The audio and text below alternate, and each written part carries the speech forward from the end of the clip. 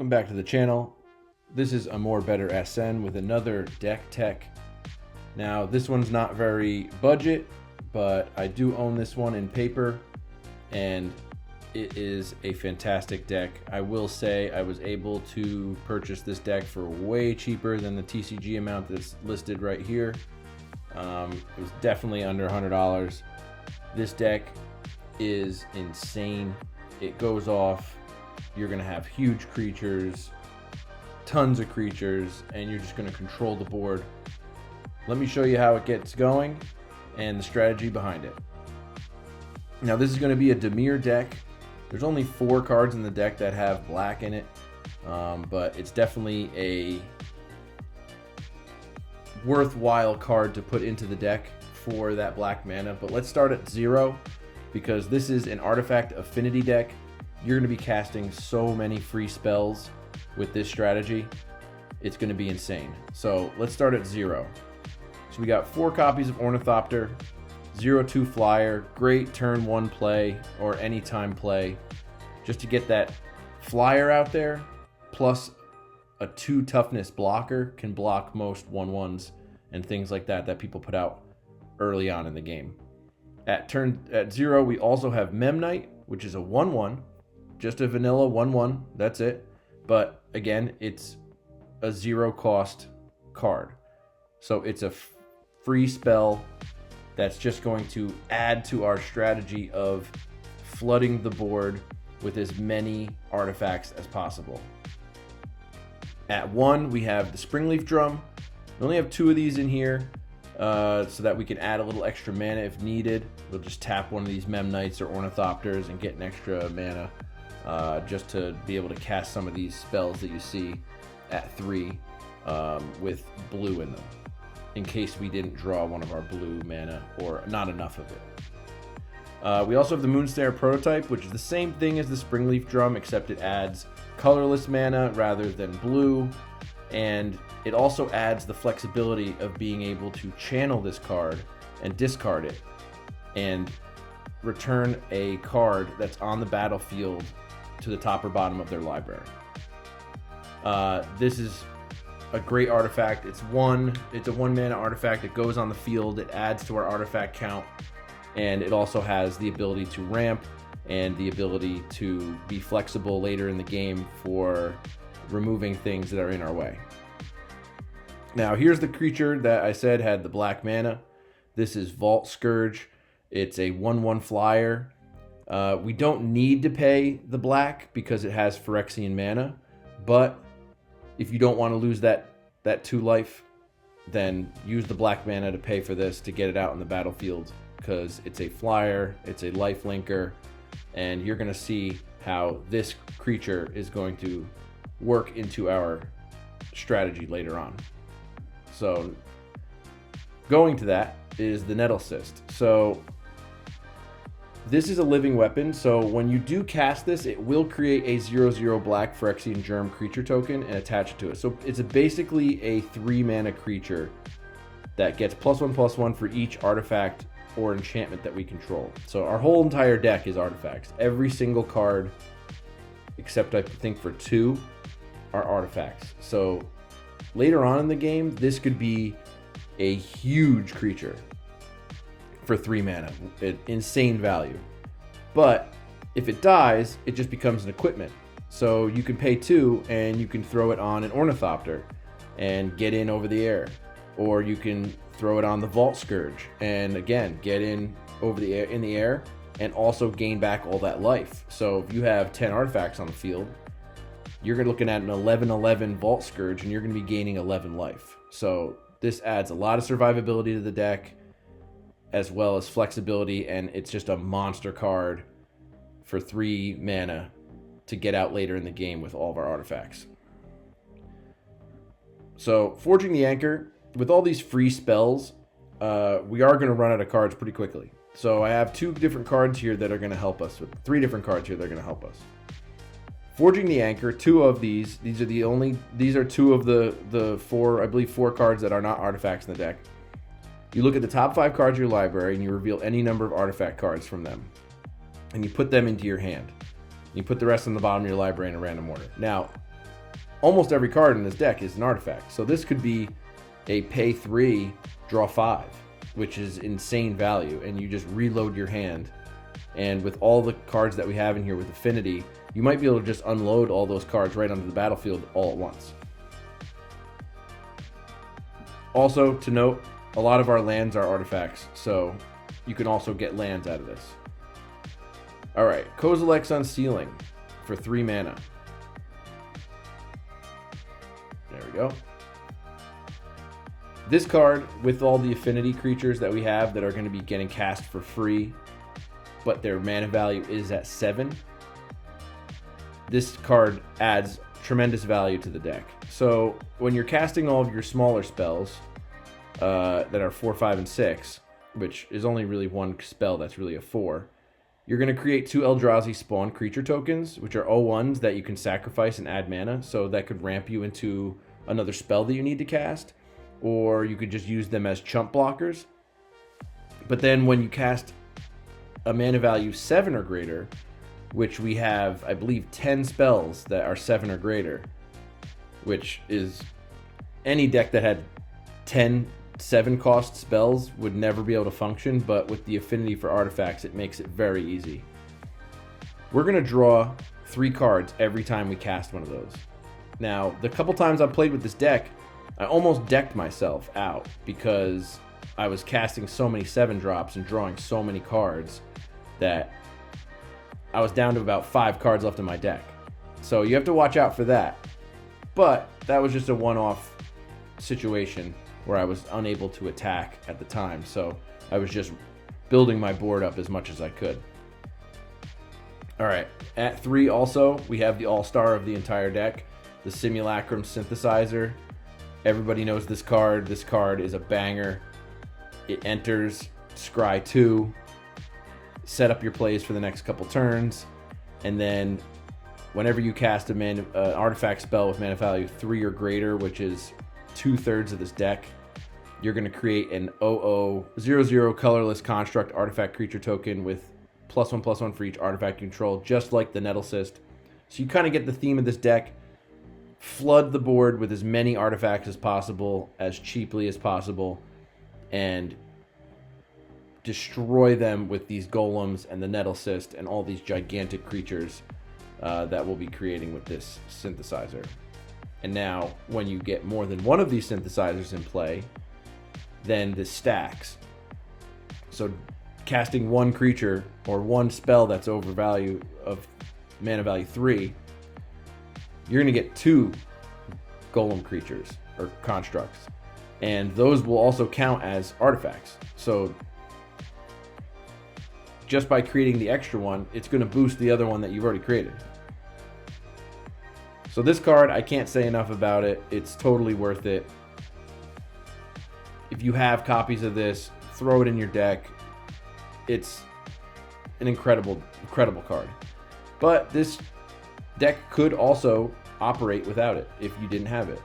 You just add a couple extra Nettlecysts and other things, and you'd be able to fill up that spot, maybe 2 more Frogmere Enforcers, and you'd fill up those slots and be able to play this deck without it, because it still is overwhelming with the amount of free spells you get. Now, talking about free spells, we have the Frogmite. Now, this is an older card. I haven't reprinted it in a while, but it's a 4 mana 2/2, which normally no one would ever put that in their deck, but it has affinity for artifacts. So 9 times out of 10, you're casting this for free. So you're getting a free 2/2, and it triggers Kozilek's Unsealing and the Simulacrum Synthesizer. So great value card. It's only 4 mana, so you're never casting this. You're never hard casting this card ever. It's just never going to happen unless you're in a bind. But I don't see that ever happening. But along with that theme of the affinity spells, let's get into the big bangers of the affinities. We have the Thought Monitor. Again, affinity for artifacts. You do have to pay the 1 blue, so it isn't a completely free spell. But when it enters, you draw 2 cards, and it has flying. But it's only a 2/2. But that doesn't really matter because you're going to be getting it for 1 mana, and it draws you 2 cards, which is insane value. This whole deck is about value. I can't stress that enough. Once you start rolling, this deck is unstoppable. And there's not a lot of artifact removal right now, so you're pretty safe with being able to flood and just dump your entire hand whenever you need to. Another 7 mana, we have Sojourner's Companion, which is a 7 mana 4/4 with affinity for artifacts. So again, you're going to be casting this for almost nothing or free.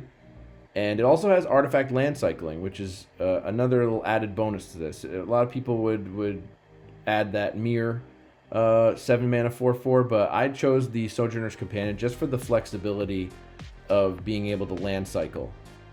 So if you're in a bind early on in the game, you didn't get the land that you needed, you can always just discard this for 2 mana and go grab an artifact land, which almost all of our lands are artifact lands, and be able to ramp into your next spell that you need if you want to get that synthesizer down on turn 3 or on turn 4 or whenever. So along with that, we have the Frog Mirror Enforcer. There's the Mirror Enforcer that I was speaking about before. This is the new one for Modern Horizons 3. I just went with this one because it was cheaper to purchase than the other Mirror Enforcer, which is an older card. It does the exact same thing. It's affinity for artifacts, 7 mana for a 4/4. It does have this prototype ability, but we do not have any red mana, and we wouldn't be casting it for that anyway. But again, another 7-drop to trigger the Kozilek's Unsealing and the Synthesizer. Now let's move on to the mana base. We're only running 19 lands, which you'd think with all these 7-drops would be a concern. The recommended lands, as you can see up here, is 26. That's if you're going to be hard casting everything, which we are not. So let's go over the lands we got. We have black lands that are all artifacts. We have blue lands that are all artifacts. We have dual lands that are all artifacts. We have Darksteel Citadels, which are artifacts. We have Treasure Vault, which is an artifact.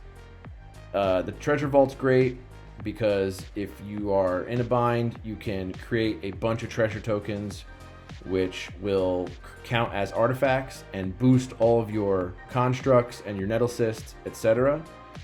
And that could be a win condition right there to just get that last strike in to finish it off. We also threw one basic island in there just for the sole fact that there's a lot of land destruction, like Demolition Field and stuff like that, to take away our lands, even though our Darksteel Citadel is indestructible, so they can't destroy that one. But the other ones they can. So we needed at least one land to go fetch if needed. And the last is the Fomori Vault for Modern Horizons. Actually, no, this is from the Big Score. It's a colorless land, and you pay 3 and discard a card, and you can look at the top X cards of your library, where X is the number of artifacts you control, which for us is going to be 12, 13 artifacts. So we're going to be able to look at a huge chunk of our deck. And you can put one of those cards into your hand and the rest on the bottom of your library in a random order. So this is the best tutor for this deck because we're going to have so many artifacts on the board. We're going to be able to look at so many cards and get the exact card that we need for the situation that we're in. So this land is fantastic. This is a definite add. Even though it's one of our 2 non-artifact lands, definitely going to be a must-add for a Synergy Artifact Affinity deck. So 19 lands, 17 of them are artifacts. So we have 2 non-artifacts. And then in the actual deck itself, we have 4 non-artifacts. So we're looking at 6 out of the 60 cards. So 54 cards in this deck are artifacts. So you can see where we're going with this strategy. The things that we did put in that were not artifacts are just essentials to making this deck work, and they're nice additions. You don't have to add them if you don't want to. You could go full artifact. But with these artifact lands, when you put one of them down, if you have all this stuff with Artifact Affinity, it's almost like you're putting down a land that counts as 2. Because you'll have the 1 mana down that you could tap for, but it also counts as an artifact for affinity, which discounts the spell. So for the Frogmere, you could put down 2 lands and tap both of them and cast this on turn 2, which is kind of crazy. And that's only if you don't have any of these 0 cost or 1 cost artifacts in play. Now let's go take a look at the color breakdown, mana curve, all that, all the stats.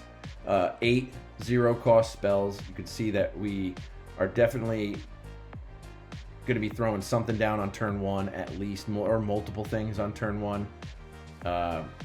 We also have 11 3 cost spells. That's because of the synthesizers and the draw spells and the Nettle Cyst. And definitely for the Kozilek's Unsealing, which is a new card for Modern Horizons 3, to really just draw a ton of cards, ramp, and get us where we need to be on the battlefield. The Kozilek's Unsealing, in one of the games that I did play, it drew me 3 cards, and it was 3 7-cost artifact for affinity, or affinity for artifact spells. So I was able to just drop 3 more on the battlefield, and I drew another 9 cards and created a bunch more constructs. And it was just so overwhelming that my opponent just scooped. Like I said, we have the 10 7 costs up here, but we're not casting any of them for 7. We never will. It's just going to be easily discounted just because most of our lands are artifacts, so you'll never cast this for 7. Mostly blue, a little bit of black, a little splash of black for the Vault Scourge. I thought it was worth it. And not that many pips because it's an artifact deck, so it's just a little splash of blue, a little splash of black, but mostly colorless. And like I said, it says 26 lands, but we don't need that many lands, especially because most of them count as 2 with the affinity, and our average mana cost is irrelevant because, again, we're not going to be casting half these cards for their full cost. So that's the deck, Artifact Affinity. I love this deck. It's powerful, it's fast, you get to see so many cards, and it's very overwhelming for the opponent when you're getting some of these huge creatures out on like turn 3, 4, 5. You're going to be just controlling the entire board during those turns.